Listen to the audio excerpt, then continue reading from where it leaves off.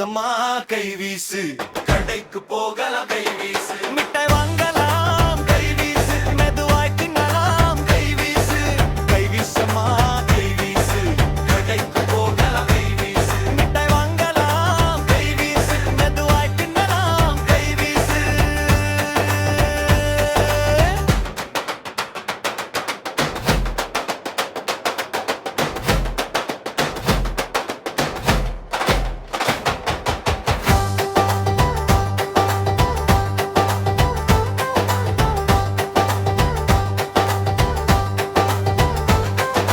பட்டு நாங்கு லட்டு மொத்தம் தீர்ந்தது 8, மீதம் காலி தட்டு சுத்தும் சக்கர வட்டு.